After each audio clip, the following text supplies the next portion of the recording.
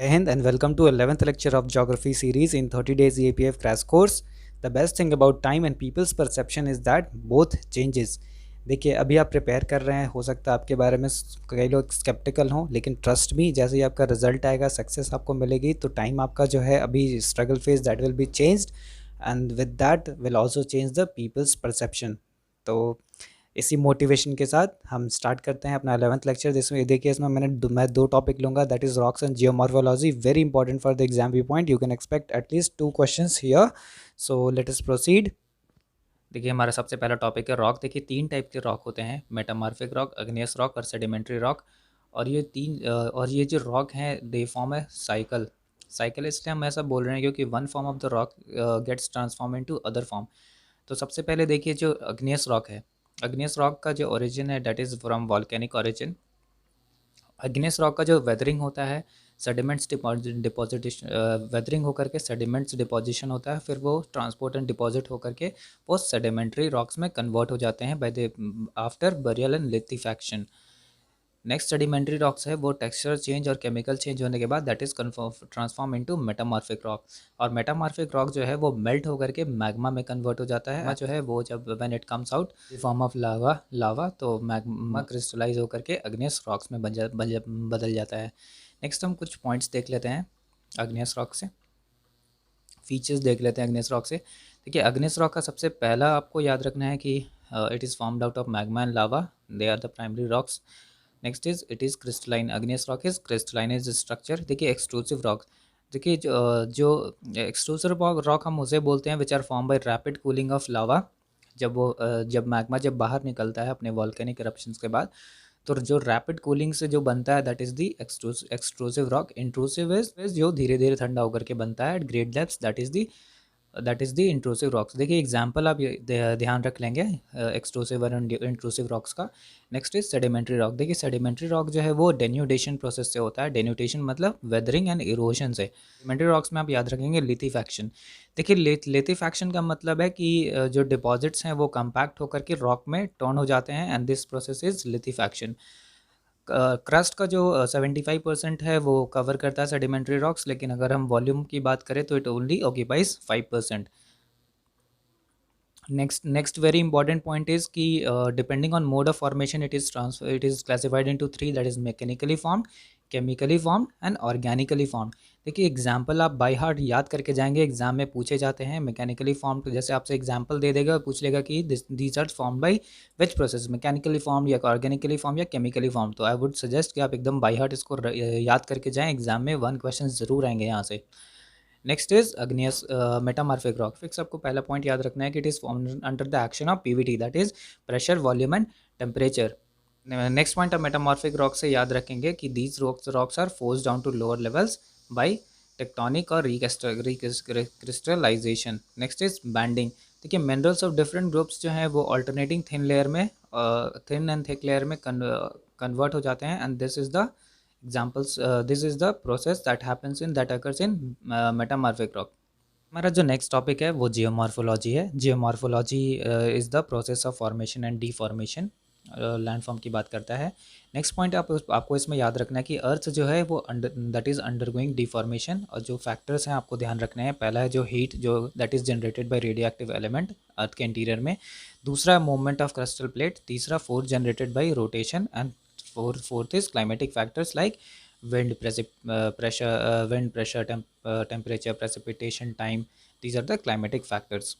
Next देखिए next आप map देखिए। जियोमॉर्फिक प्रोसेसेस को हमने जियोमॉर्फिक प्रोसेस को हमने 2 पार्ट में डिवाइड किया है, एंडोजेनिक एंड एक्सोजेनिक। तो एंडोजेनिक जो है वो endogenic process are those process which is taking within the earth, and exogenic which is taking places outside the earth. Endogenic में देखिए सबसे पहले है डायस्ट्रॉफिज्म, स्लो मूवमेंट को हम डायस्ट्रॉफिज्म बोलते हैं एंडोजेनिक प्रोसेस में। Next is sudden movement. देखिए स्लो मूवमेंट में जो वर्टिकल होता है उसको हम कॉन्टिनेंटल बिल्डिंग या पीरोजेनिक मूवमेंट बोलते हैं, एंड हॉरिजॉन्टल जो मूवमेंट होता है उसको हम लोग ऑरोजेनिक या माउंटेन बिल्डिंग बोलते हैं।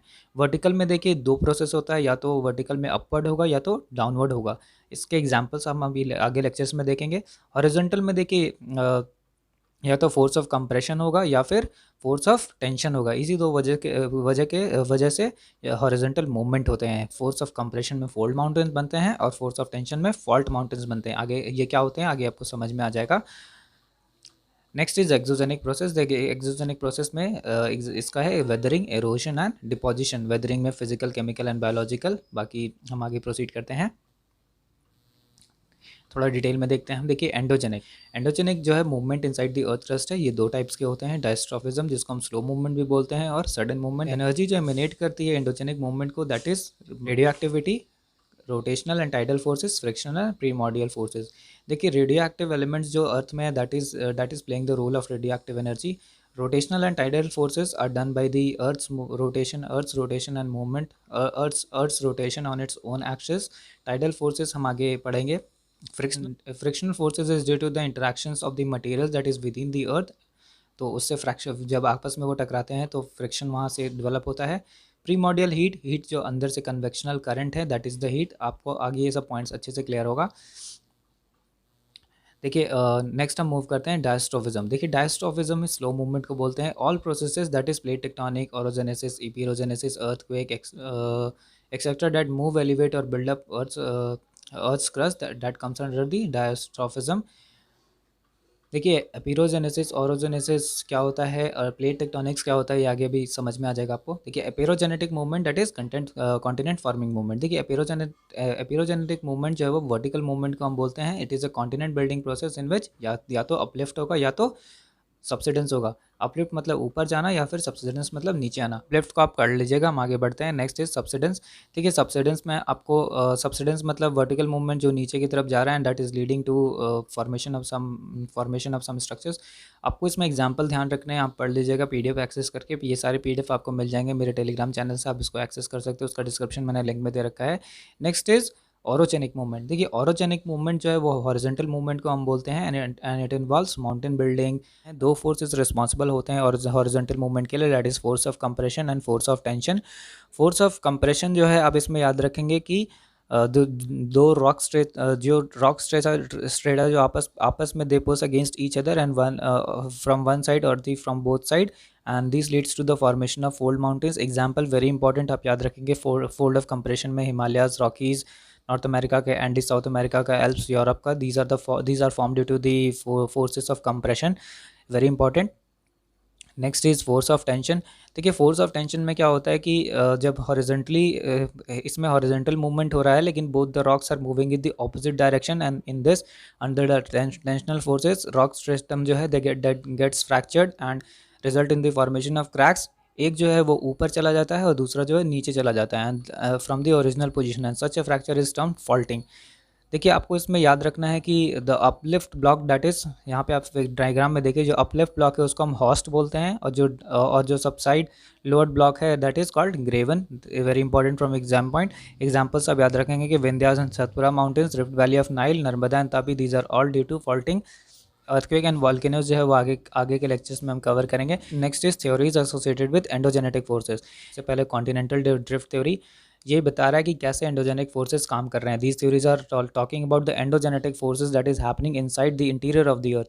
तो जैसे कॉन्टिनेंट फॉर्मेशन कैसे हुआ, किस टाइप से था, तो सबसे पहले थ्योरी था continental drift theory. Alfred Wegener ने 1920s में दिया था। According to him, one big landmass that was called Pangaea existed, and it was covered by one big ocean called Panthalassa. He said that a sea called Tethys Sea divided the Pangaea, that one big landmass, into two huge landmasses, that is Laurentia to the north and Gondwanaland to the south. And he said that two forces were responsible for the drifting of the continents apart. He said that equatorward drift was due to interaction of forces of gravity, pole peeling force and buoyancy. Pole feeling force मतलब equator जो है वो bulge होता है equator की तरफ due to the rotation of force, तो उसके फोर्स से that was called pole feeling force. Next is westward जो कॉन्टिनेंटल ड्रिफ्ट हुआ, it was due to the tidal current because of earth motion. See today we know that these are outdated, these the points given by the Wegener वर वेग। सो हम आगे आगे जैसे कि plate tectonics theory पढ़ेंगे या फिर कन्वेक्शनल थ्योरी, कन्वेक्शनल करंट पढ़ेंगे, तो उसमें आपको समझ आएगा कि एक्चुअल रीज़न क्या था ड्रिफ्ट होने का कॉन्टिनेंट्स का। देखिए एल्बर्ट वेगनर ने कॉन्टिनेंटल ड्रिफ्ट के थ्योरी के सपोर्ट में एविडेंस दिया, very important from exam point. First point is jigsaw fit. Jigsaw fit मतलब साउथ अमेरिका या अमेरिका को अगर आप एक साथ अगर जोड़ते हैं तो इट विल लुक लाइक कि हाँ ये दोनों एक ही, पहले एक ही कॉन्टिनेंट, पहले एक ही लैंड मास था, एक ही पार्ट के लैंड मास थे ये, और now they have been separated. Next is fossil fuels भी कई जगह मिले हैं, जैसे कि fossil fuels that is found in the Africa is also available in the Europe. तो these are the examples. Next और भी जो चीज़ें यहाँ पढ़ लीजिएगा, very important for exam. The reason that was given by Alfred Wegener was not accepted, that is why this theory has been criticise. Next is convectional theory, it was given bye, देखिए theory से आप याद रखेंगे नाम और उसका क्या क्या कॉन्सेप्ट है। नेक्स्ट हमारा जो थ्योरी है convectional current, very important. Arthur Holmes ने 1930s में इसको डिस्कस किया था, about the possibility of convection current in the mantle. इसमें आपको एक पॉइंट याद रखना है, ही सेड कि रेडियो एक्टिव एलिमेंट्स है that is causing the thermal differences in the mantle, and that is only the responsible for that is only responsible for endogenic forces that is causing the drift and changes in the continents, changes in the structure of the continents. He said that intense heat that was generated by radioactive elements was finding part to escape, and in that gave the rise to formation of convection current. इसने एक और point आप इसमें याद रखेंगे कि जब heat generation जब स्केप करने के लिए अपना रास्ता देखते थे, तो जहाँ पे राइज होता था हीट का, उस प्लेस पे ओशनिक रिजेस का फॉर्मेशन हुआ ऑन द सी फ्लोर, और जहाँ पे जो और कन्वेक्शन करंट में जहाँ पे वो फॉल करते थे, that led to the formation of trenches. इस डायग्राम से आप समझिए कि राइज और फॉल का क्या मतलब है। देखिए आप इस कन्वेक्शन करंट, आप पूरे डायग्राम पे ध्यान मत दीजिए, बस इस कन्वेक्शन करंट के साइकिल को देखिए। तो जो यहाँ पे राइज की तरफ जो अपवर्ड जा रहा है that is called the rise, and जो नीचे जा रहा है that is called the falling. तो बस आप इसमें ध्यान रखिए कि जो कन्वेक्शन करंट की ये जो बात कर रहे हैं, तो इसमें आप बस ध्यान रखिए कि जो राइज कर रहे थे current that led to the formation of oceanic ridges, and जो फॉल कर रहे थे that led to the formation of trenches. Next is sea floor spreading, it was given by Harry Hess, it was continued with the convection theory of intense heat, and he said that sea floor spreading is a process जो कि mid oceanic ridges में होता है, और यहाँ पे नए crust का फॉर्मेशन होता है through volcanic activity, and gradually वो मूव करते हैं। इसका क्या मतलब है, देखिए जहाँ पे कन्वेक्शनल करंट, अब इस पे ध्यान दीजिए, यहाँ पे जो कन्वेक्शन करंट ऊपर की तरफ जा रहे हैं, यहाँ पे जो मैग्मा यहाँ पे रिलीज हो रहा है ब्लैक कलर का, इस सी फ्लोर स्प्रेडिंग थ्योरी के हिसाब से ये जो पॉइंट है यहाँ पे नए लिथोस्फेयर का हमेशा फॉर्मेशन हो रहा है, और कन्वेक्शन करंट जो नीचे की तरफ जा रहे हैं जहाँ पे लिथोस्फेयर है, यहाँ पे डिस्ट्रक्शन ऑफ दैट लिथोस्फेयर का, यहाँ पे डिस्ट्रक्शन ऑफ लिथोस्फेयर हो रहा है। वेरी इंपॉर्टेंट पॉइंट, जहाँ पे कन्वेक्शन करंट का राइज हो रहा है वहाँ पे नए लिथोस्फेयर का फॉर्मेशन हो रहा है, और जहाँ पे ये कन्वेक्शन करंट नीचे की तरफ जा रहे हैं वहाँ पे लिथोस्फेयर का डिस्ट्रक्शन हो रहा है। अभी हम आगे समझते हैं इसको। इसके एविडेंस में इन्होंने क्या बताया कि ओल्डर रॉक्स जो हैं वो older rocks are found farther away from the spreading zone while younger rocks will be found nearer to the spreading zone। देखिए जब साइंटिस्ट लोगों ने इसका साइंटिफिक एविडेंस निकाला, तो उन्होंने सच में ऐसा पाया कि जो रॉक्स यहाँ पे जो कन्वेक्शन करंट के पास में थे, देवर एक्चुअली यंगर इन एज, क्योंकि उनका यंगर इन एज मतलब उनका जो एज ऑफ फॉर्मेशन था वो काफ़ी यंग था, and they were shock to know कि जो जैसे जैसे हम प्लेटफॉर्म के दूर जा रहे थे, मतलब कि जैसे जैसे हम प्लेटफॉर्म के दूर जा रहे थे, तो उन रॉक्स का एज निकाला गया, तो they were actually older in the age. आप आई होप आपको ये पॉइंट अच्छे से क्लियर हुआ होगा। नेक्स्ट हम मूव करते हैं continental theory, continental plate tectonic theory. 2 point आपको याद रखने हैं। 1967 में मैकेंजी एंड पार्कर ने इस थ्योरी को सजेस्ट किया था। नेक्स्ट पॉइंट इज, इस थ्योरी के हिसाब से जो अर्थ का लिथोस्फेयर है, it is broken into distinct plates, and after the breaking of these plates have been floating on the asthenosphere जो है वो अपर मेंटल का पार्ट है, and they move horizontally over the asthenosphere as rigid units. Next हम देखते हैं convergent boundary, divergent boundary and transform boundary क्या होता है। देखिए कन्वर्जेंट बाउंड्री, अगर दो प्लेट आपस में एक दूसरे से टकराते हैं तो that will be called the convergent boundary. अगर दोनों एक दूसरे से डाइवर्ज हो रहे हैं that will be called divergent boundary, और दोनों एक दूसरे से स्लिप पास कर रहे हैं against each other, that will be called the transform boundary. इसका हम डिटेल में भी देखेंगे। देखिए सबसे पहला है हमारा divergent forming divergent boundary interaction. देखिए डाइवर्जेंट बाउंड्री इंटरेक्शन को हम कंस्ट्रक्टिव एज भी बोलते हैं। इस पॉइंट को आप अच्छे कंस्ट्रक्टिव एज भी बोलते हैं, इस पॉइंट को आप अच्छे से समझिए। देखिए अभी हमने कॉन्टिनेंटल सी फ्लोर स्प्रेडिंग थ्योरी पढ़ा, उसमें हमने पढ़ा था कि कॉन्वेक्शन करंट जहाँ पे राइज करता था उस एरिया में नए नए बॉडी का नए नए कॉन्टिनेंट्स का फॉर्मेशन हो रहा था। तो यहाँ पे डाइवर्जेंट बाउंड्री में भी सिमिलर काइंड ऑफ सिचुएशन है, क्योंकि यहाँ पे डाइवर्ज हो रहा है और यहाँ पे कन्वेक्शन करंट जो नीचे की तरफ इंडोजेनिक फोर्सेस फैक्टर्स जो काम कर रहे हैं, यहाँ पे डाइवर्जेंट बाउंड्री के नीचे ये कन्वेक्शन करंट जो है वो that is leading to the spread of two plates.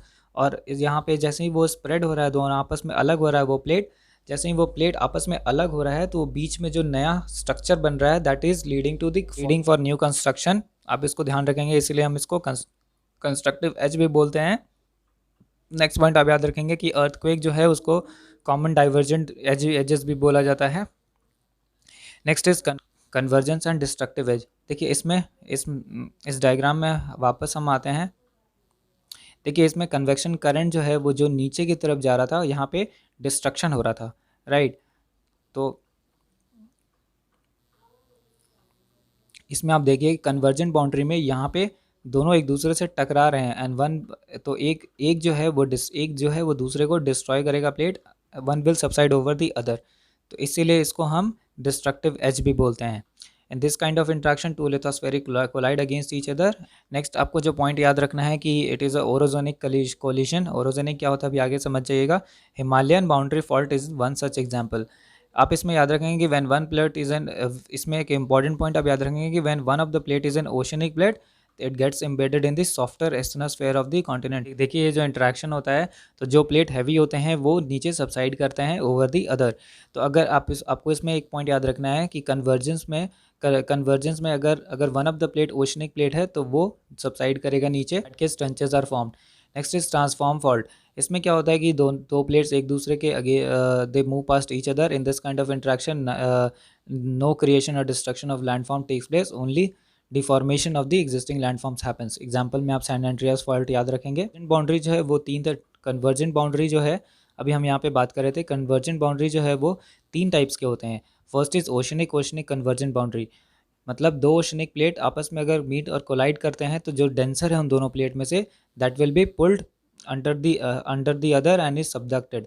In this case, asthenosphere leading to generation of it descends into asthenosphere that is leading to generation of new magma. तो यहाँ पे जो नया जो body volcanic arc island volcanic arc बनता है, आप इसको ध्यान रखेंगे। In case of two oceanic plates meeting and colliding with each other and one being the heavier, तो that subsides. Examples are very important, आप इसको ध्यान रखेंगे। Japan, Philippines, Tonga island, Aleutian island and West Indies island, these are the islands of volcanic arcs. Next is ocean continental drift, oceanic and continental. जब देखिए मतलब एक plate जो है ओशन है और दूसरा जो है कॉन्टिनेंटल है, इस केस में क्या होगा कि ओशनिक प्लेट है that will be subducted because it is denser. इसमें आप एग्जाम्पल याद रखेंगे, Andes mountain of the west coast of USA. Next is continental convergent. में आप एक पॉइंट याद रखेंगे कि जब कॉन्टिनेंट आपस में टकराते हैं तो उनका जो क्रस्ट होता है दोनों ही लाइट होता है कि वो सबडक्ट हो सके। सो इस केस में no subduction of continent takes place, both the continental press against other and both become compressed and ultimately fused into a single block. Example में आप याद रखेंगे हिमालयाज।